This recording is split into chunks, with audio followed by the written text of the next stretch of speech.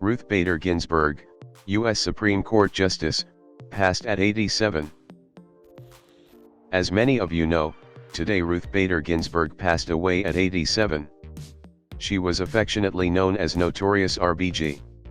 She joined the Supreme Court in 1993 under Bill Clinton, and despite battling cancer 5 times during her term, she faithfully fulfilled her role until her passing. She was known for her progressive stance in matters such as abortion rights, same-sex marriage, voting rights, immigration, healthcare, and affirmative action. Justices on the Supreme Court are appointed for life. When a vacancy opens, the sitting president nominates a candidate, and that nomination is confirmed by the Senate. Until RBG's passing, there were 5 conservatives and 4 liberals comprising the 9 seats of the Supreme Court.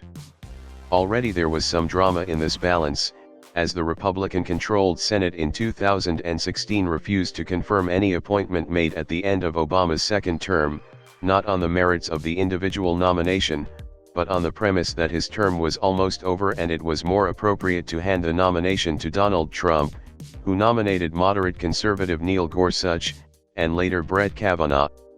Now it's looking like Trump will get to choose a third candidate before his term ends and swing the court even farther rightwards, despite the similarity in timeline to the previous kerfuffle with Obama's nomination, of moderate liberal Merrick Garland. This has big political ramifications for the balance of power in the coming decades, as, again, justices are appointed for life, and the Supreme Court's decisions set the precedent for all the lower courts throughout the Union. For example, a 6-3 Republican majority and the loss of the fairly ardent liberal Ruth Bader Ginsburg could mean the overturning of the landmark Roe v.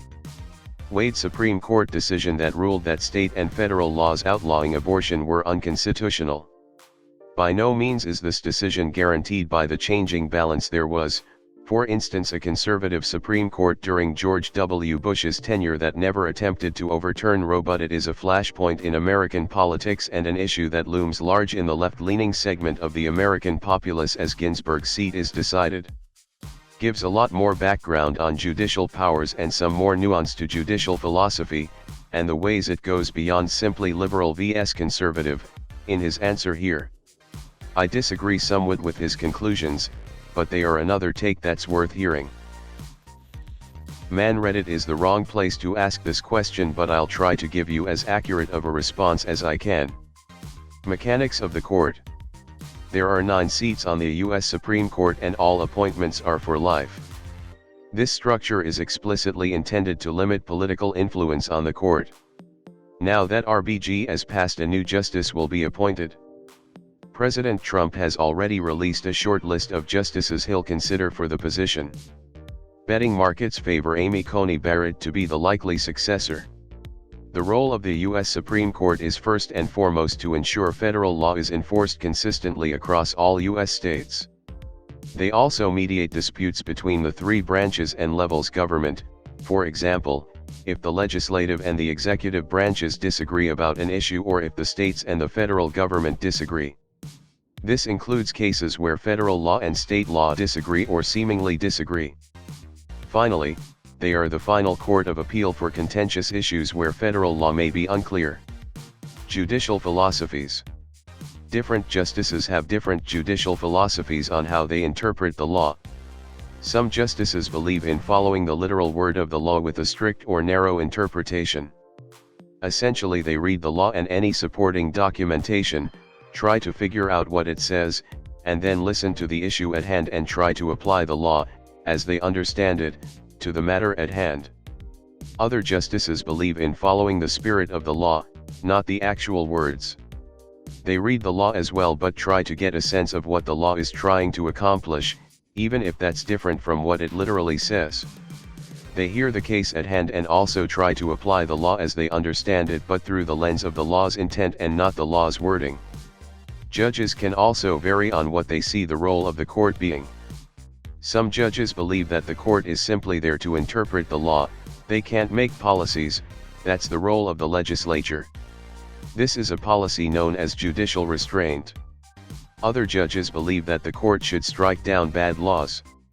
The ones who strike down what they see as bad laws typically reason that citizens have implied rights that are not explicitly stated, such as a right to privacy, not explicitly guaranteed by the Constitution but arguably in line with the founders' intent. This is a policy known as judicial activism. A third axis is originalism vs living law. Those who believe in living law think that language and concepts in law should evolve as society evolves. Thus, terms such as cruel and unusual punishment, due process, or reasonable search and seizure should not be interpreted based on how the individuals who wrote them or first applied them believed, as originalism states, but instead as how a member of modern society would interpret them. Supreme Court justices fall at different places on these three spectrums, and looking at judges as either liberal/conservative or Democratic/Republican misses the point. You want to look at their beliefs in three-dimensional space. The philosophy of the departed justice. R.B.G. believed in a loose interpretation of the law, following its spirit, not its words. She believed in living law, interpreting law through the lens of modern society and not as the people who wrote the law intended it. Finally, she was an activist judge who believed the court should strike down laws they felt were immoral or incorrect. What will change? Because R.B.G. was so far to the side on all the spectrums, it's likely any replacement will move to the center in regards to judicial philosophy. The biggest change will likely be that any judge appointed by the president will likely follow a strict view of the law, ruling in favor of how that law is literally written, not with the spirit of the law. The biggest impact for Americans will likely be how the court views an individual's right to privacy. As noted above, there is no explicit guarantee of privacy in the U.S. Constitution, so someone with a strict view of that document will rule that, for instance, the government monitoring a citizen's internet traffic is legal unless Congress passes a law saying otherwise. What will not change? Pretty much everything you're seeing in the Reddit comments. Roe v. Wade, abortion, will not be overturned. It's a matter of settled law and no one on the court wants to change that. Obergefell v. Hodges, gay marriage, will not be overturned, also a matter of settled law that no one on the court wants to touch. The biggest problem that informed people on the left will have, whether they say it directly or not, is the fact that things won't change. They want the court to rule that gun ownership should be restricted, they want to expand the regulatory power of the federal government, they want to use the court to push through new policies, etc. With the new justice, this type of judicial activism will likely not be possible. Non-politically speaking, our country lost an admirable, smart, tough person and for some of us, a real role model. I don't know what it means for everyone else or the nation, but for me, it's a sad day to lose an icon. She was a trailblazer and advocate for gender equality. As a girl, it was cool to see that she was on the Supreme Court, since it was always just men. Of the 114 justices, 110 have been men. She was the second woman ever to be appointed, and that was in 1993. I like thinking of her as someone who was always ready to kick some ass in the name of justice. She was my real-life superhero. Simple answer, she will likely be replaced by an old, white, right-wing male. Longer answer put well by another user. The Republicans already had a 5-4 majority on the court, but one Republican, Chief Justice John Roberts, is more of a center-right moderate conservative, who from time to time votes with the liberal wing of the court. R.B.G. was one of, if not the, most liberal justices, and Trump is most likely going to remove her with a far-right justice. So in all likelihood the court will end up often going 6-3 conservative, occasionally 5-4. Roberts's one swing vote will no longer be enough to change the outcome of a decision, and it'll require a second conservative justice to break party lines, which is asking a lot of our current political climate, with how divisive it is. For those who aren't aware, tonight is the start of the Jewish New Year. There is an old tradition that at this time of year God opens his book. During the days between the New Year and Yom Kippur, Jews pray for atonement and pledge to do better in the following year, and on Yom Kippur God enters the names of those who have truly atoned in the book, and seals it for a year. Those whose names are sealed will live for at least another year. So for someone to die on the very last day of the year means that God judged that person very highly. It's an old story/tradition from the Middle Ages, and I doubt anyone literally believes this now, but it seems like the perfect ending to her life. This is quite comforting, thank you. I've never heard of this, but it's perfect and she deserves it. That makes me feel more peaceful. That's really sweet. Thanks for sharing. Smiley face. I knew it was Rosh Hashanah, but I didn't know this story. May she find eternal comfort with Hashem. Israel, United States. That's beautiful and something I learned from you. Thanks for sharing. A Trump re-election is what's next. The grand fuck you from 2020. I feel like a lot of people are getting pissy about 6-3 votes in the Supreme Court for the foreseeable future, and not realizing that this has immediate ramifications for our upcoming election. Especially considering the Republicans are fast-tracking Amy Barrett, Trump's pick, for the Supreme Court. All those federal judge rulings against Republicans brazenly trying to suppress the vote.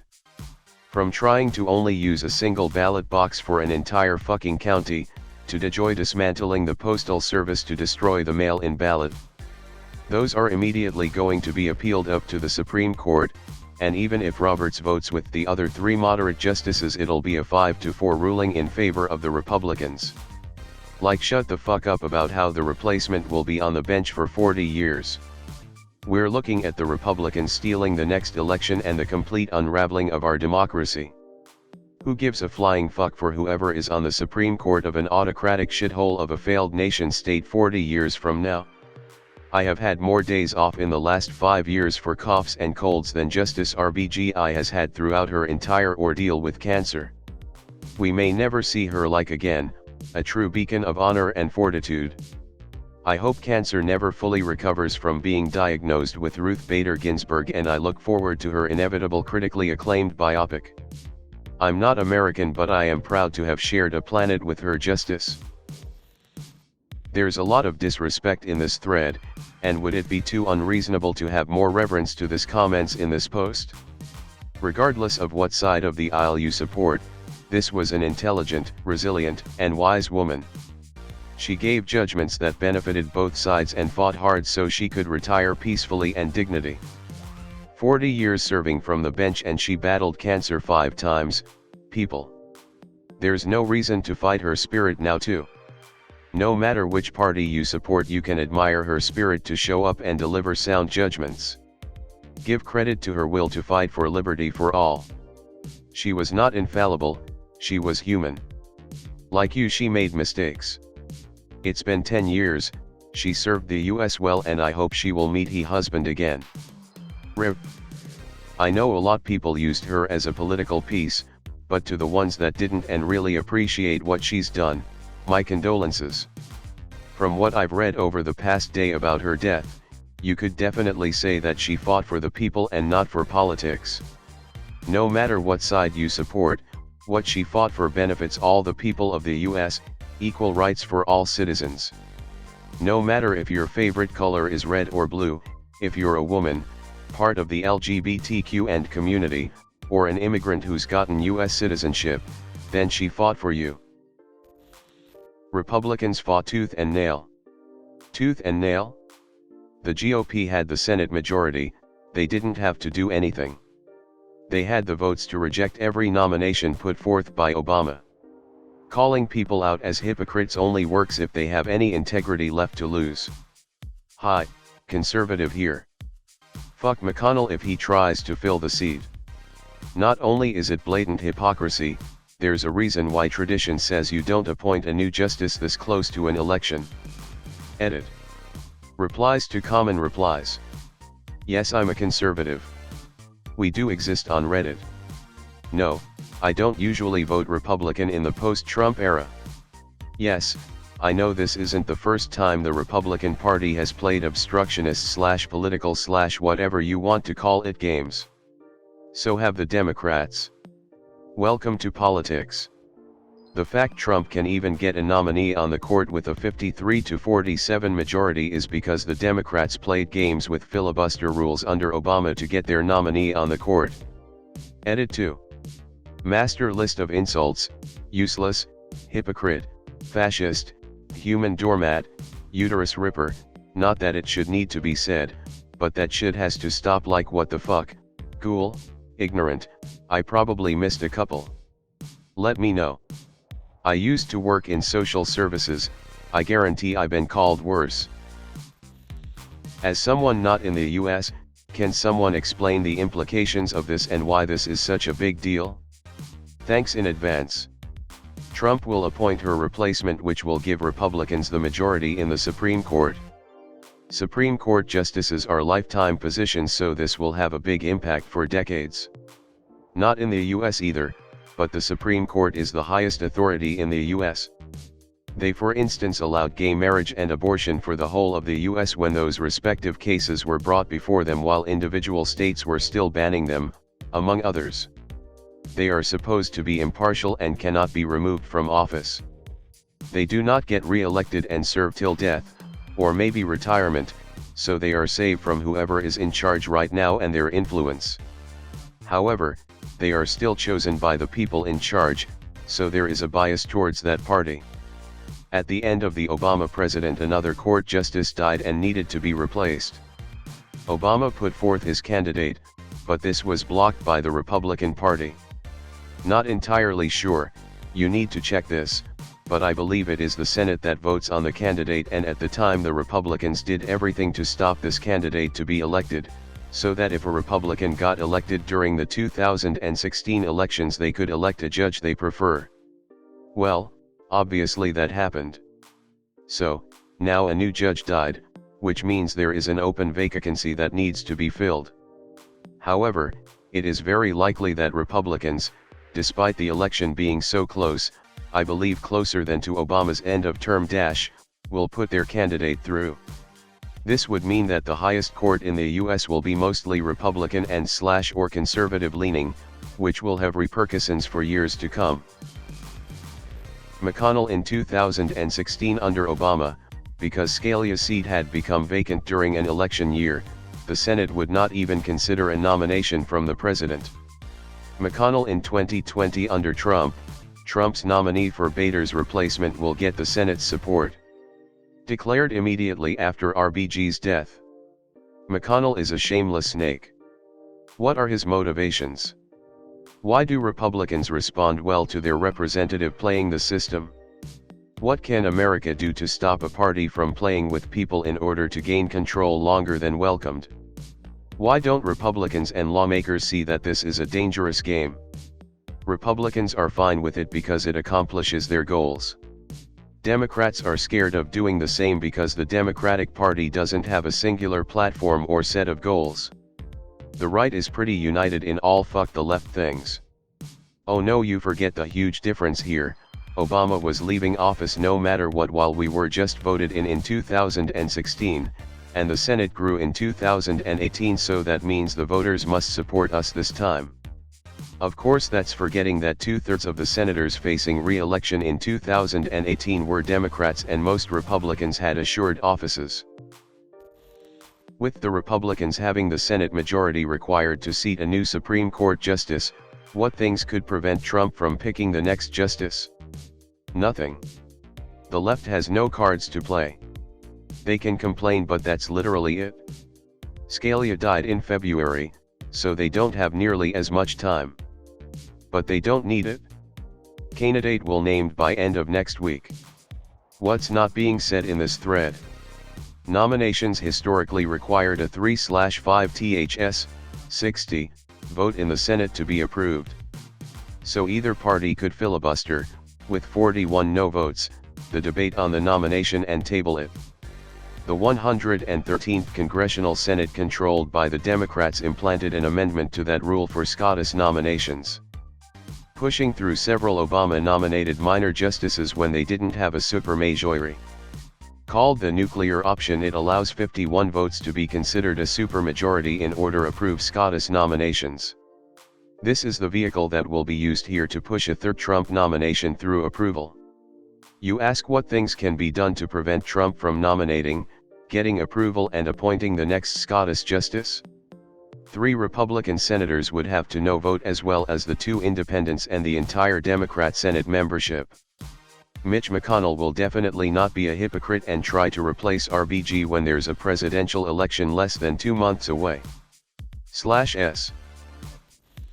I have a mixed bag of feelings for Justice Ginsburg, but the largest emotion is definitely gratitude and respect. I am grateful for the trailblazing role she had for women in the legal world. She had such an incredible career, which is saying so much more considering her time.